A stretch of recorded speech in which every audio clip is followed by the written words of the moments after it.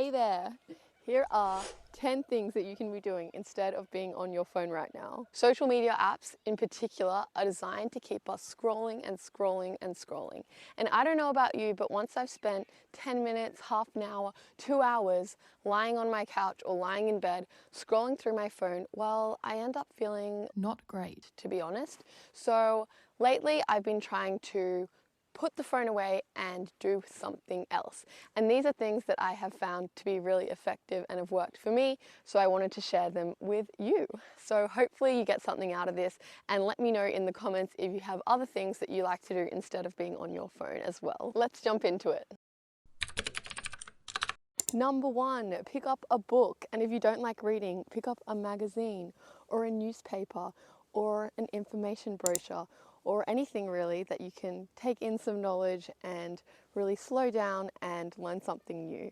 And particularly if you do enjoy reading, then having a nice fiction book, settling into the couch, getting a cup of tea or anything like that is such a nice way to spend your time rather than rotting on your phone. If you want some book recommendations, I'd be happy to share some in another video, but I love reading and I think it's a great way to spend your time. This is a big reason why I really believe that you should have lots of books lying around or magazines or anything that you're interested in. You never know when the mood strikes to pick something up, and you never know like exactly what mood you'll be in, like what book or what magazine that you feel like reading in a given moment. So if you just have lots of options, then you can't go wrong. Also, if you're not into having physical books, then I would definitely recommend getting like an e-reader, like a Kindle or a Kobo, so that you can have dedicated reading time rather than getting distracted on your phone and inevitably ending up on social media or something like that. Number 2, this is such a fun one that possibilities are endless, but basically get a blank notebook or a blank piece of paper and go wild. If you don't know what to do, you could try some stream of consciousness writing, like the artist's way kind of vibe, or you could sketch what you see, or you could, I don't know, write a list of your dreams. You could do some poetry. Sometimes I really enjoy getting a pen and just like scribbling over the page, because the tactile feeling of writing and of pens is really cool. And it kind of makes you feel one with your body. Another thing that would be really good is using journal prompts. If you like journaling, then that can be a really nice way to spend 5 minutes or 10 minutes or however long that you have. Number 3, this one is so important. You need to get outside. Look how beautiful it is. This is the part I'll do a cartwheel. I'm really bad at cartwheels, but just do it, everyone. Whee! Okay, I did it. That was fun. It's fun to be outside, seriously. The fresh air, the sun, the grass, all of like the animals buzzing. Awesome. I feel so much better. Get outside, everyone.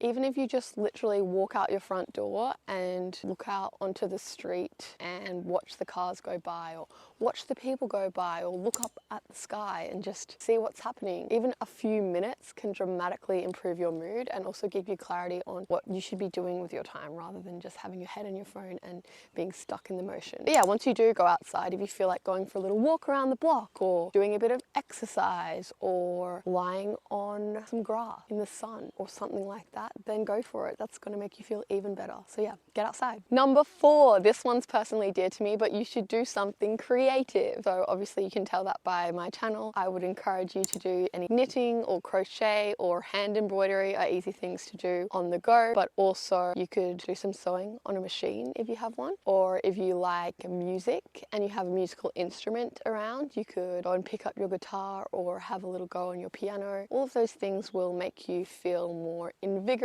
and in touch with your soul and inspired, I think. Inspired by how you're spending your time. So yeah, do something creative. And if you don't even feel creative, something I suggest is just doing a colouring in book or something like that, because there's a lot of structure, but it's really satisfying and therapeutic at the same time. So there's heaps of options for things that you can do there. Number 5, get in touch with your mind. You can either sit and try meditate if you know how to meditate. If you don't know how to meditate, then you can kind of do some guesswork, or you could put on a guided meditation if you wanted. The key here being, if you do need to use your phone to put on a guided meditation, make sure you go to your phone for that specific purpose, put your headphones on, put your speaker on, and then put the phone away and just sit in that moment. But on top of meditating, you could also do some philosophizing or just think about things that are interesting to you, like analytical problems, or you could also think about your life and do some gratitude. Any of those kind of activities will make you feel a lot better than spending time on your phone. Number 6, listen to music, an audiobook or a podcast or something like that. Again, if you need to use your phone for this, then pick something, set it, and then put your phone away. Only go on your phone for 2 minutes and then enjoy the audiobook or the podcast or whatever you're listening to. If you want to do another activity while you're listening, like doing a little bit of house chores if you're feeling motivated,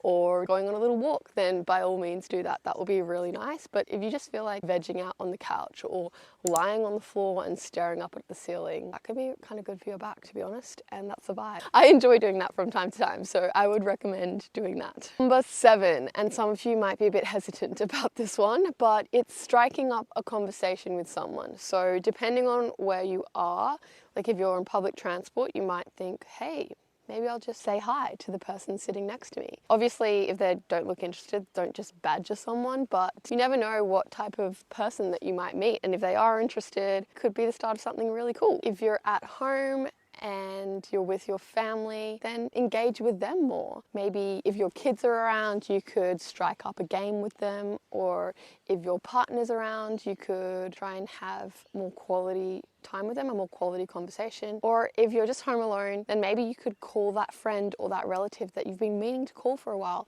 but you just haven't got around to it. I would really recommend that you do these things. I don't know about you, but when I speak to someone and have a really nice conversation with a family member or friend, it really fills my cup and it gives me a lot of energy and love for the rest of my day or the rest of my week. So I would choose that over scrolling on my phone any day. All right, number 8, this one's a little bit random, but you could do some mental exercises. I'm talking about opening up the puzzle section of a newspaper or buying a puzzle book like crosswords or Sudoku from a news agent and just spending some time doing that. If you don't have those things, you could make up little mental math games in your head if you are interested in doing that, like how many balls would fit into this train carriage or something like that. Sometimes it's nice to just stop and think about something in a different way than you otherwise would. It's really good for your brain and your neural connectivity and your mental reserve. And also sometimes it's just rewarding to finish a Sudoku and think, hey, that was kind of hard, but I did it. What an achievement. I don't know about you, but once I've been scrolling through Facebook for an hour or even YouTube, I don't feel a sense of achievement. I feel a sense of disachievement, honestly, sometimes. So hey, let's do something else, everyone. Let's do something else. Number 9, get moving, get physical. So depending on if you're a really active or sedentary person, this might look different for each of you, but there's little things that we can all do if we even have a few minutes to spare that can make us feel so much better and can get us more in touch with our bodies. So that could be doing some yoga or some stretching, or you could do some body exercises if you're at home, like some crunches, some sit-ups, some push-ups, anything like that. Some lunges down the hall. I'm a big fan of that one. Yeah, anything to kind of get the blood pumping and get those endorphins flowing. Obviously, if you have more time and you want to do like a run or a walk or go to the gym, then by all means, get that motivation. Put your phone down and get that motivation. But yeah, if you don't have that level of motivation or fitness, then that should not stop you. There are so many things that you can do to get active. Finally, number 10, this one is a favorite of mine. It is do some self-care. Self-care doesn't have to be as expensive or as rare as booking an $100 facial once a year. No, there are little things that you can do in the in-between moments in life when you normally go to your phone that can make you feel a lot better, and it can make you feel like you're being in touch with yourself and that you're looking after yourself. So some things that I like to do is get some hand cream if you've got hand cream and give yourself a little hand massage. That can be really nice. Or if you like more soothing, you could soothe your face, soothe your hair, braid your hair. That can feel kind of nice, like doing a bit of an indulgent hairstyle. Or you could find the pressure points at the back of your neck and give yourself a little massage, your temples, anything like that. All those kind of things can be really, really nice and and they just make you feel a bit special and that you're treating yourself, and all you're doing is taking 2 minutes to not be on your phone. How crazy is that? Who would have thought? Even going to the bathroom and really lathering on soap, really enjoying the warm water as you wash your hands, that can feel really nice. Also, the easiest one that I love is if you're at home, run yourself a bath. Put a candle on, put some bubbles in. If you're alone and you have the time and you want to get yourself a drink, some water, some tea, a wine, if you're feeling up to it, then go for it. It's going to be really nice. You could have a half an hour bath and feel completely rejuvenated, as opposed to just spending half an hour on the couch scrolling through the same feed that you probably scrolled through on the train going to work this morning. It's a no-brainer, everyone. It's a no-brainer. So those are my 10 things that you should be doing instead of being on your phone right now. The main thing is, when you go to pick up your phone, try and remember that there are alternative options. And if you don't feel like doing something that I've mentioned today, then that's okay. Just sit with yourself and sit with whatever feeling that you're feeling, whether it's boredom or sadness or contentedness, and just enjoy the physical experience of being alive. If you still have the urge to go and pick up your phone, I would recommend that you just wait for 5 minutes or 10 minutes and see how you're feeling later. Maybe over time that urge to pick up your phone will decrease. Basically, whenever you can avoid it, don't go pick up your phone. You're robbing yourself of the authentic human experience and the chance to connect with your mind, your body, and your soul. Obviously, if you do end up scrolling on your phone, then don't beat yourself up about it. Obviously, everyone does it, and they create these devices to suck us in. So it happens to the best of us. Just next time, again, jog your memory of things that you can do instead of picking up your phone. I would love to do a video about my experiences largely being off of social media. If you'd like to hear about that, then let me know in the comments below. Otherwise, that's all from me today, and have a beautiful day. Bye, everyone. Get off your phone.